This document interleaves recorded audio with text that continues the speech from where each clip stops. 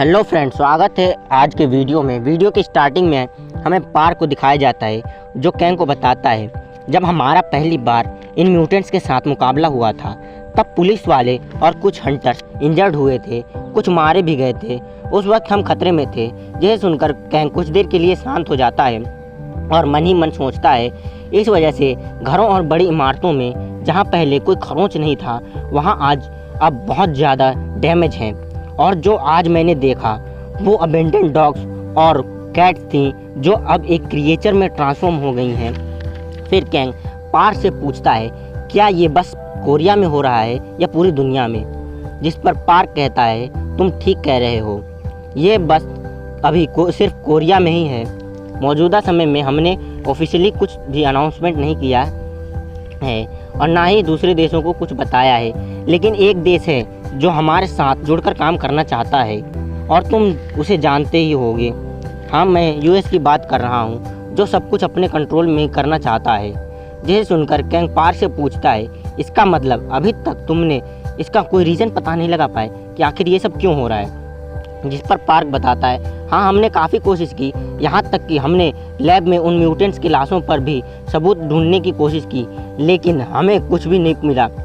वैसे क्या तुम जानना चाहोगे नहीं कि मैंने तुम्हें यहाँ क्यों बुलाया? एक्चुअली मैंने तुम्हें इसलिए बुलाया है कि मैं नहीं चाहता हूँ कि ये सब इतनी आसानी से ख़त्म हो। जिसे सुनकर कैंग हैरान हो जाता है। फिर पार्क बोलता है तुम जानते हो मैंने बहुत कोशिश की कि किसी तरह से मैं इस इन्फॉर्मेशन को बाहर आने से रोक सकूं, लेकिन पता नहीं कैसे ये इसके बारे में बाहर के लोगों को पता चल गया और इसकी वजह से मैं ये बात तुम्हें बता रहा हूँ क्योंकि शायद इस समय तुम ही हो जो इन म्यूटेंट्स को मार सकते हो।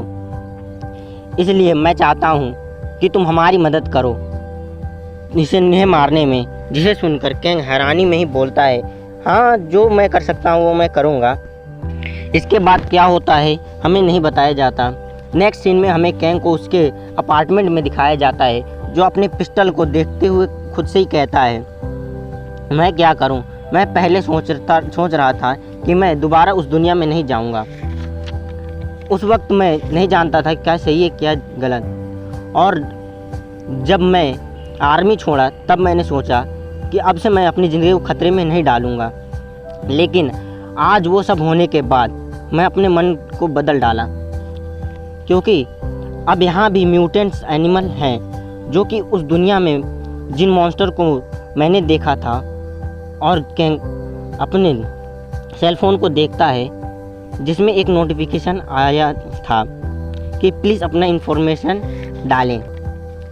जिसे देखकर कैंग सोचता है मैं नहीं जानता कि आखिर उस दुनिया में क्या होगा, लेकिन अब मुझे उसे पता करना होगा। और कैंग उस सेल फ़ोन में अपना इन्फॉर्मेशन डाल देता है और इसके साथ ही हमें कैंग का पूरा नाम पता चलता है जो कि है कैंग क्यों हो। लेकिन मैं इसे कैंग ही बुलाऊंगा क्योंकि ये बहुत बड़ा नाम है और कैंग मतलब बुलाने में भी आसान होता है। इसके साथ वह सेल फ़ोन हमारे कैंग का हो जाता है। फिर कैंग सोचता है इसका कुछ खास तो नहीं हुआ, ये अभी भी वही पुराना सेल फ़ोन ही है। फिर हमारा कैंग खुद से ही कहता है हालांकि अभी तक मैंने किसी से इस फ़ोन से कांटेक्ट नहीं किया है। तभी हमारे कैंग की नज़र उस फ़ोन के एक नोटिफिकेशन पर जाता है जिस पे लिखा था पहला हेल्पलाइन, दूसरा अवेकनिंग गाइड, तीसरा यूज़र इन्फॉर्मेशन, चौथा मॉन्स्टर लिस्ट, पांचवा फ़ोन सेटिंग, छठा अवेकनिंग सपोर्ट प्रोग्राम, सातवां नॉर्मल प्रोग्राम, आठवां गेमर। जिसे देखकर कैंग सोचता है अवेकनिंग। साथ ही वो 6 नंबर बटन को प्रेस करते हुए बोलता है मुझे पहले से प्रेस करना चाहिए, और कैंग 6 नंबर बटन को प्रेस कर देता है। कैंग के बटन को प्रेस करते ही एक इंटरफेस आता है जिसमें अवेकनिंग से जुड़े कुछ इन्फॉर्मेशन होते हैं। इसमें लिखा होता है कि इसे इसलिए बनाया गया है कि कोई पर्सन अपने अवेकनिंग एबिलिटी यानी कि वो एबिलिटी जिसके साथ वो अवेकन हुआ है उसे वो कैसे यूज़ करे। देखो, मैं अब इस इंटरफेस को एक्सप्लेन नहीं करूँगा। अगर आपको इसके बारे में कुछ जानना है तो आप वीडियो को पॉज करके पढ़ सकते हैं। अब आते हैं वीडियो में। कैंग खुद से ही कहता है इसमें कुछ भी ज़रूरी नहीं है, सब ऑनलाइन में क्या मैं इनके बारे में ज़्यादा कुछ ढूंढ पाऊँगा? अगर मैं उस शहर में खोज करूं जहां अवेकनिंग सेंटर डैमेज ना हो तो शायद कुछ मिले, लेकिन वो है कहाँ? तभी हमारे कैंग को कुछ याद आता है। उसने एक बोर्ड देखा था जिस पर 2 नाम थे, एक था योंगसांग टू जेई दांग और दूसरा था योंगसांग मिडिल स्कूल। फिर कैंग बोलता है उस दुनिया में केवल मॉन्स्टर माउस के साथ एक इमारत है जो कि यूएस मिलिट्री के बेस है। फिर कैंग अपने फ़ोन को देखते हुए बोलता है यह अभी तक कनेक्ट नहीं है, कम से कम तो कुछ हो जाए, लेकिन अभी तक कुछ हुआ क्यों नहीं?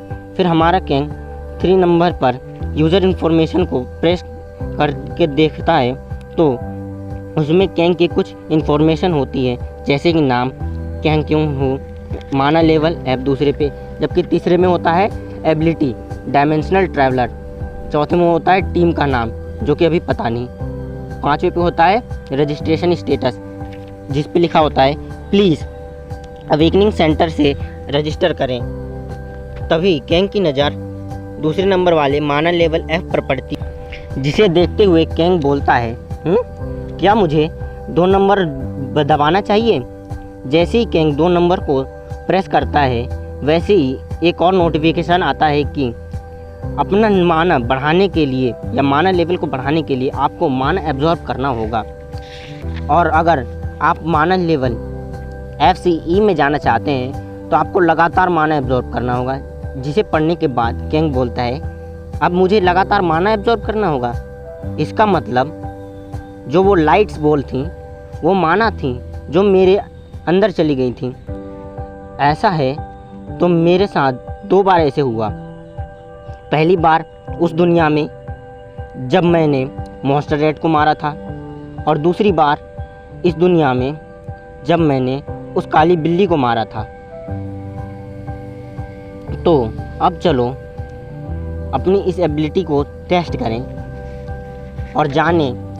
वैसे हम जानते हैं कि डायमेंशनल ट्रैवल क्या होता है, लेकिन फिर भी मैं आपको बताना चाहूँगा जो कैंग की एबिलिटी है वो कैंग को अलाउ करती है एक दूसरे से दुनिया से दूसरी दुनिया में ट्रैवल करने की।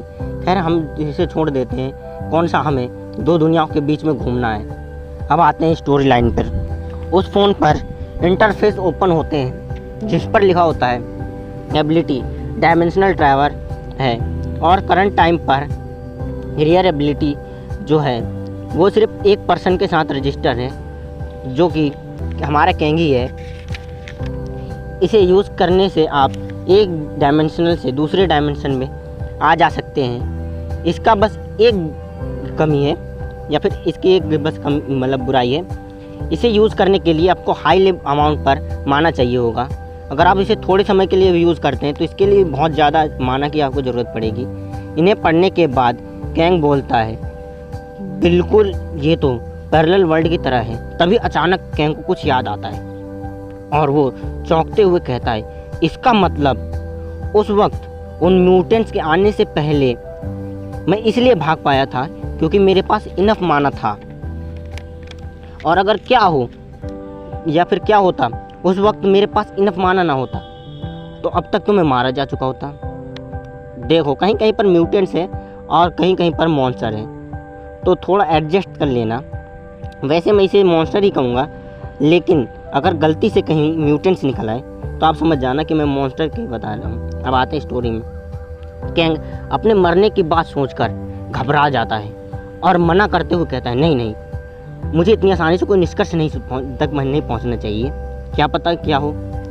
फिर कैंग फ़ोन के एक और नोट इंटरफेस को देखता है जहाँ टाइमर होता है जिसमें ये बताया गया होता है कि अब कैंग वापस 20 घंटे बाद उस दुनिया में जा सकता है जहाँ पर कैंग गया था पिछली बार भी।